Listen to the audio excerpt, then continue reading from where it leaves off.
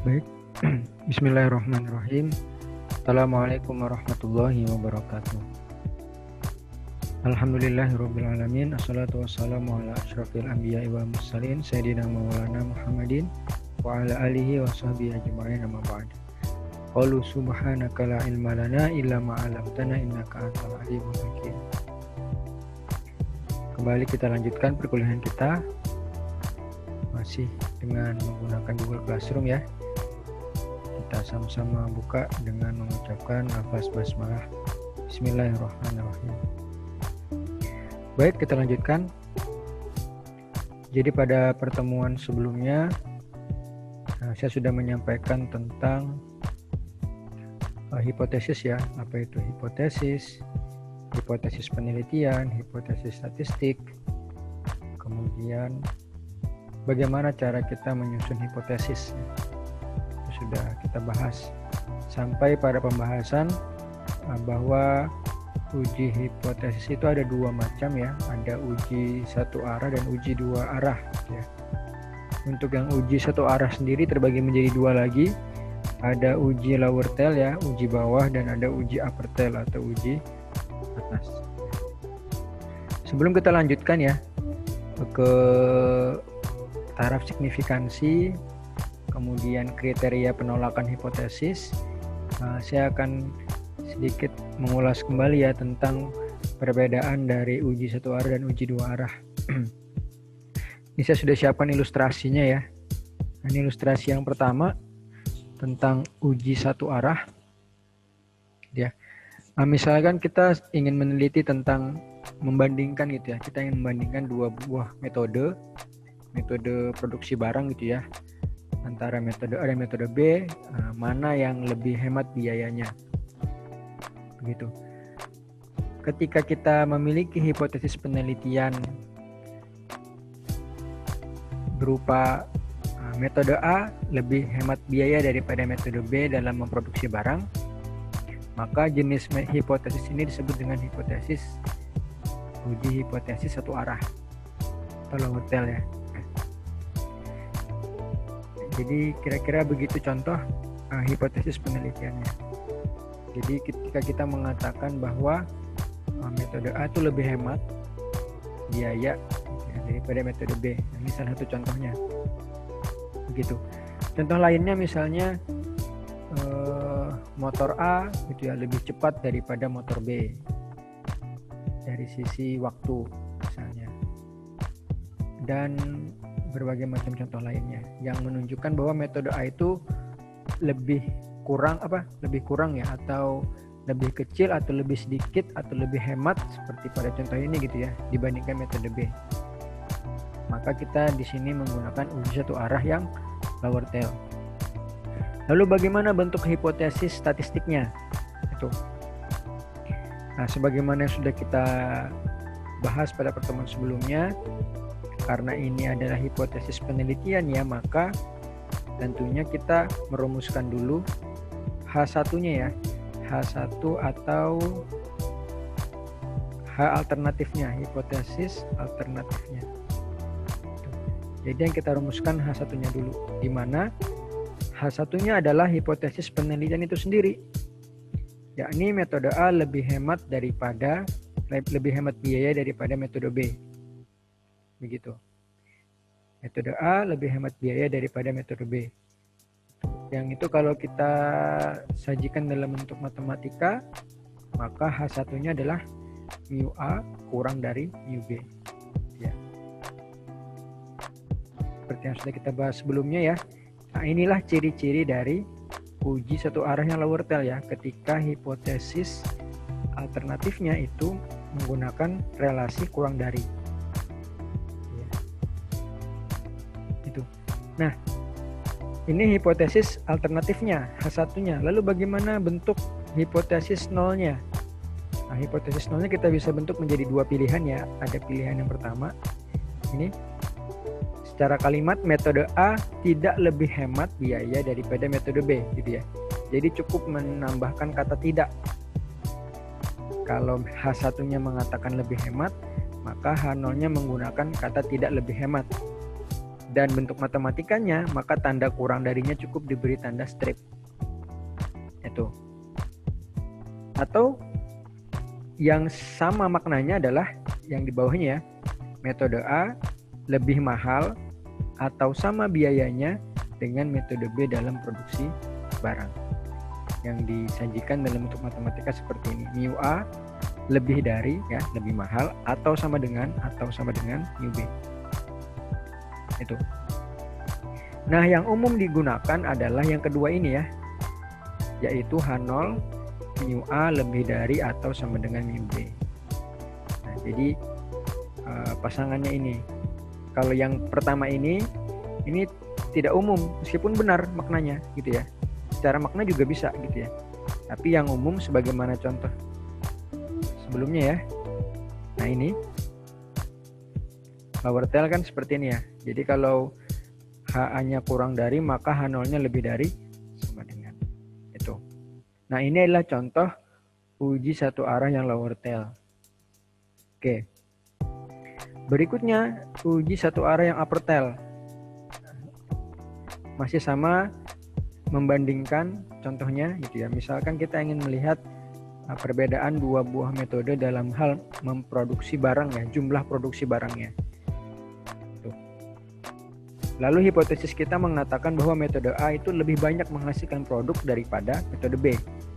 Itu hipotesis penelitiannya.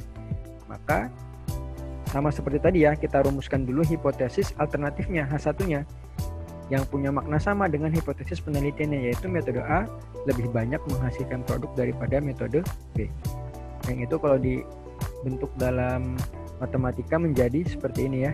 Mu A lebih dari mu B. Maka H0-nya adalah lawannya gitu ya. Kalau di sini lebih banyak, maka H0-nya mengatakan tidak lebih banyak. Dengan bentuk matematikanya gitu ya, relasi lebih darinya dicoret. Yang itu semakna dengan lebih sedikit atau sama. Yang dalam bentuk matematika kurang dari atau sama dengan. Dan lagi-lagi ya, yang kedua ini yang lebih familiar menjadi hipotesis nolnya ketimbang yang pertama. Nah, inilah contoh uji satu arah yang upper tail. Tuh. Berikutnya uji dua arah. Uji dua arah lebih mudah difahami ya. Kalau tadi kan dia membandingkan lebih hemat, lebih sedikit, lebih banyak, lebih besar. Nah, kalau uji dua arah dia hanya melihat apakah ada perbedaan atau tidak. Apakah berbeda atau sama. Misalnya hipotesisnya mengatakan metode A dan metode B menghasilkan banyak barang yang berbeda gitu ya. Jadi sama-sama meneliti jumlah produksi barang, tapi yang sebelumnya tadi mengatakan metode A lebih banyak daripada metode B, sedangkan yang ini yang dua arah itu hanya mengatakan bahwa metode A dan metode B menghasilkan banyak barang yang berbeda. Ya. Maka hipotesis alternatifnya gitu ya, sama dengan hipotesis penelitiannya, dan bentuk matematikanya cukup menggunakan tanda sama dengan yang dicoret. Ya, tidak sama dengan. Sehingga H0-nya, nah, kalau H1-nya mengatakan berbeda, maka H0-nya mengatakan sama. Maka bentuk matematikanya menggunakan sama dengan. Nah, ini contoh ya, hipotesis penelitian, hipotesis statistik pada penelitian perbandingan, membandingkan gitu ya, membandingkan antara dua metode gitu ya. Ya meskipun nanti dalam pembahasan kita berikutnya ya tidak hanya membandingkan dua kelompok gitu ya, membandingkan dua metode. Kita juga nanti kita akan mempelajari bagaimana membandingkan lebih dari dua metode, lebih dari dua kelompok itu bagaimana. Dan juga nanti meneliti tentang pengaruh gitu ya. Nah, nanti bentuk hipotesisnya berbeda. Itu tapi ini pondasinya ya, bagaimana kita memahami uji satu arah, uji dua arah. Nah, kita lanjutkan ke pembahasan berikutnya, yaitu kesalahan dalam menyimpulkan. Nah, jadi hipotesis yang sudah kita rumuskan ya, hipotesis dugaan yang sudah kita buat, itu kan tentunya nanti akan berakhir kepada sebuah kesimpulan, apakah hipotesis kita diterima atau ditolak, apakah dugaan kita itu benar atau salah. Kita akan berakhir pada menyimpulkan nantinya ketika membahas uji statistik ya, ketika kita mempelajari statistik inferensial. menyimpulkan. Gitu.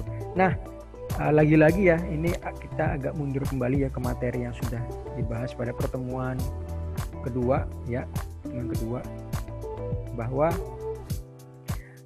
statistik inferensial itu adalah tentang bagaimana kita mengeneralisasi gitu ya temuan kita di sampel itu ke populasi. Jadi populasi yang sedemikian banyak kita ambil sampel ya sebagiannya saja, kita teliti, lalu apa yang kita dapatkan dari sampel itu kita tarik ya, kita generalisasi ke populasi. Gitu. Nah, karena kita tidak meneliti semua populasi gitu ya, maka apa yang kita temukan di sampel sangat mungkin tidak menggambarkan populasi. Yang akhirnya apa? Mengarah kepada kesalahan dalam menyimpulkan gitu ya. Misalnya gitu ya, seperti ilustrasi saya yang awal-awal gitu ya, ketika ingin meneliti tentang tingkat pengeluaran bulanan mahasiswa IAIN Samarinda gitu ya, populasinya sekian ribu, kita ambil sekian ratus gitu ya, lalu dari sekian ratus sampel ini kemudian kita menyimpulkan bahwa rata-rata pengeluaran bulanannya ada 5 juta, sangat mungkin gitu ya, kesimpulan 5 juta itu keliru.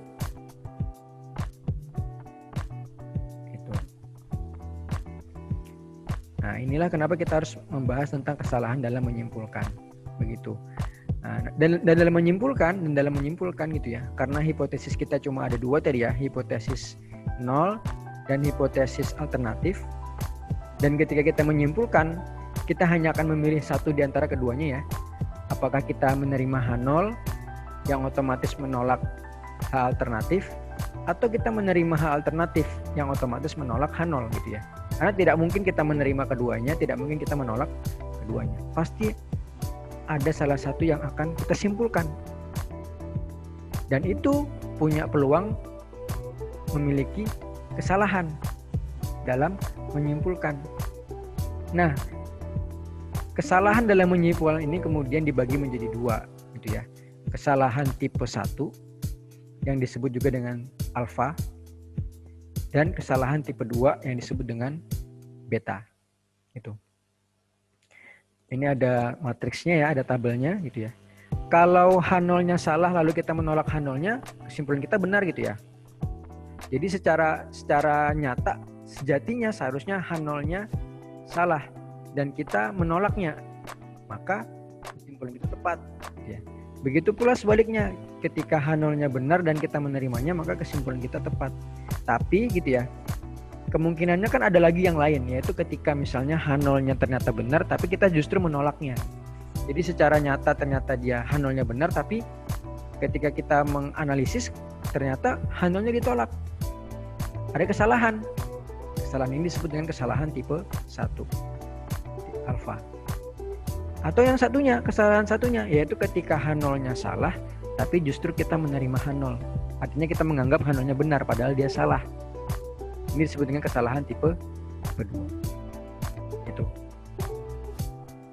Nah, kenapa kita harus membahas ini? Karena nanti ada istilah namanya taraf signifikansi. Nah, yaitu peluang dalam melakukan kesalahan tipe 1. Ya. Itu. Kita fokus ke kesalahan tipe 1. Itu. Kenapa tidak kesalahan tipe 2 gitu ya? Ya sebenarnya sama saja gitu ya. Kesalahan tipe 1, besarnya peluang kesalahan tipe 1, maka sisanya itu adalah peluang kesalahan tipe 2 gitu ya. Jadi kalau ada 100% gitu ya. Maka kesalahan tipe 1 itu 5%, maka kesalahan tipe 2-nya adalah 95%. Nah, kira-kira seperti itu. Nah, namun yang umumnya kita gunakan gitu ya dalam penelitian, dalam statistika itu adalah alfa. Alfa yang akan sering muncul gitu ya, yang akan menjadi perhatian kita. Bagaimana kita menentukan peluang dari kita melakukan kesalahan tipe 1. Berapa peluang kita? Kita mau memberikan batas toleransi kesalahan kita berapa persen? Gitu. Yang semakin kecil kita berikan peluangnya, maka itu akan menunjukkan bahwa penelitian kita ini semakin meyakinkan. Begitu. Tapi semakin kita memperbesar peluang kesalahan kita, maka itu akan membuat penelitian kita menjadi diragukan kebenarannya. Karena dia semakin besar peluangnya, maka semakin berpeluang dia melakukan kesalahan gitu ya. Logikanya begitu. Nah, umumnya nanti kita akan menemukan gitu ya, pilihan alfa itu adalah 1% dan 5%. Ya. 1% dan 5%. Dan jelas peluang kesalahan 5% lebih besar daripada 1%. Jadi 1% ini itu memberikan toleransi lebih ketat ketimbang yang 5%. 5% kan berarti peluangnya 0,05. Sedangkan kalau 1% itu peluangnya 0,01 untuk melakukan kesalahan tipe 1. Itu. Nah, jadi nanti ketika kita penelitian, maka kita harus menentukan nilai alfa penelitian kita ini mau berapa. 1% atau 5% gitu ya. Nah, umumnya penelitian kita itu menggunakan alfa 5%. Itu sudah menjadi standar penelitian pada umumnya, yaitu 5% atau 0,05. Nah, kenapa kita harus menentukan nilai alfa ini? Karena nanti akan menjadi panduan kita untuk menyimpulkan. Menjadi panduan kita dalam menyimpulkan apakah dengan nilai alfa ini kita menolak H0, menerima H1, atau sebaliknya kita menolak H1, menerima H0. Itu nanti akan dipengaruhi dengan nilai alfa yang kita pilih. Kalau sekarang mungkin belum ada gambaran, nanti kita akan bahas lebih dalam lagi ya secara praktek ya. Maksudnya kita menghadapi kasus ya, ada data, kita analisis, lalu kita simpulkan. Nah, ketika proses menyimpulkan itu kita akan menggunakan nilai alfanya. Sekarang mungkin belum dapat gambaran, nanti ketika praktek akan lebih mudah dapat gambaran. Itu memilih nilai alfa, memilih taraf kepercayaan tadi ya, yang umumnya antara 1% 5%, itu biasanya pilihan itu berdasarkan pertimbangan besar kecilnya resiko kesalahan. Itu. Kalau penelitian ini berkaitan dengan sebuah kebijakan yang mempengaruhi banyak orang gitu ya, yang mempengaruhi mungkin misalnya gitu ya, kalau mau ekstrim hidup matinya seseorang gitu ya penelitian ini. Artinya kalau penelitian ini kemudian ada kesalahan, berdampak kepada kesalahan kebijakan dan itu mengakibatkan kematian, maka tentunya kita akan mengambil nilai alfa yang kecil, 1%, untuk meminimalisir kekeliruan, kesalahan. Tapi kalau misalnya tidak se-ekstrim itu ya resikonya, kita bisa mengambil yang 5%, sebagaimana penelitian pada umumnya 5%. Tuh. Nah ini, jadi gambarannya adalah gitu ya, setelah kita menyusun hipotesis, setelah kita menentukan nilai alfa gitu ya, kita mau nilai toleransi kesalahannya gitu ya, kita menentukan peluang kesalahan kita itu, nilai alfa itu mau 1% atau 5%. Setelah itu kita ambil data gitu ya, kita analisis secara statistik gitu ya, sesuai dengan data yang kita miliki. Nah, nanti kita akan sampai pada penarikan kesimpulan. Yang penarikan kesimpulan ini nanti berbicara tentang menerima atau menolak H0. Ya. Menerima atau menolak H0. Karena ketika kita menerima H0 berarti kita menolak HA atau H1. Atau sebaliknya kalau kita menolak H0 berarti kita menerima H1. Itu. Lalu apa yang menjadi kriteria penolakan H0? Ada 3 ya. Nah, ini sudah saya sempat bahas ya di pertemuan sebelumnya di awal. Kita bisa menggunakan titik kritis dibandingkan dengan nilai hitung statistik. Nah, ini yang mana gitu ya, nanti kita akan lebih jelas ketika kita langsung praktek yang olah data. Kita juga bisa menggunakan interval kepercayaan dengan nilai hitung statistiknya gitu ya. Atau kita bisa melihatnya dari nilai peluang atau p-value ya, probability value. Di mana P ini akan dibandingkan dengan nilai alfa. Nah, ini. Kalau yang 2 pertama itu kan titik kritis ya, nilai di tabel itu dibandingkan dengan nilai hitung statistik gitu ya. Nah, atau interval kepercayaan dibandingkan dengan nilai hitung statistik gitu ya. Nilai peluang, nilai P ini nanti akan dibandingkan dengan nilai alfa. Sebenarnya gitu ya, ketika menentukan titik kritis, ketika kita menentukan interval kepercayaan pun juga akan menggunakan alfa. Jadi alfa ini akan sangat berperan penting. Makanya perlu ditentukan gitu ya, 1%, 5%. Nah, sedangkan nilai hitung statistik ini kan nanti akan kita dapatkan dengan proses perhitungan statistik gitu ya. Nah, ini yang menjadi pendekatan dalam penolakan H0. Tuh. Ini ada sebuah contoh ya, contoh misalkan kita mau uji rata-rata. Ini berbahasa Inggris ya. Ini ada rejection rule atau kriteria penolakan. Itu. Bagaimana kriterianya? H0 ditolak, reject H0 ya. H0 ditolak jika nilai P kurang dari atau sama dengan alfa. Itu baik lower tail, upper tail atau two tail sama. Jadi nilai P ini adalah nilai yang akan kita peroleh dari uji statistik. Nilai alfa ini adalah nilai yang kita tentukan gitu ya, 1% atau 5%. Kalau nilai P-nya kurang dari alfa, maka H0-nya ditolak. Nah, lalu kita kembalikan ke hipotesis kita gitu ya. Apa H0-nya? H0-nya ditolak, berarti kita menerima H1. Apa bunyi H1-nya? Itulah kesimpulan kita. Begitu. Misalnya gitu ya. Nah, misalnya ini gitu ya. Dengan hipotesis penelitian seperti ini di mana metode A dan metode B menghasilkan banyak barang yang berbeda, itu hipotesis penelitiannya, sekaligus itu H1-nya ya. Maka H0-nya mengatakan bahwa metode A dan metode B itu menghasilkan barang yang sama. Ya. Lalu seandainya kemudian itu ya, diperoleh nilai P-nya adalah 0,25. Nilai P-nya setelah dianalisis statistik itu ya, ternyata nilai P-nya adalah 0,25. Dan 0,25 itu lebih dari 0,05. Ya. Nih. Misalkan nilai P-nya adalah 0,25. Sedangkan alfanya tadi misalkan kita ambil alfanya 0,05. Jadi 0,25 dengan 0,05 itu lebih dari, bukan kurang dari, sama dengan. Sehingga bukan menolak H0 tapi kita menerima H0. Lalu apa bunyi H0-nya? Bunyi H0-nya adalah metode A dan metode B menghasilkan banyak barang yang sama. Inilah kesimpulan kita. Itu kalau nilai P-nya lebih dari alfa. Tapi kalau nilai P-nya kurang dari alfa, kurang dari 0,05, berarti kita menolak H0. Kalau kita menolak H0, berarti kita menerima H1.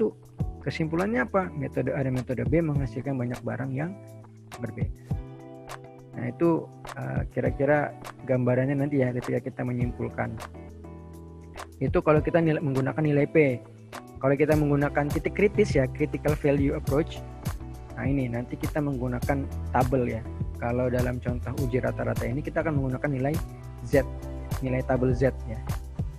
Sama dia juga akan menggunakan nilai alfa gitu ya.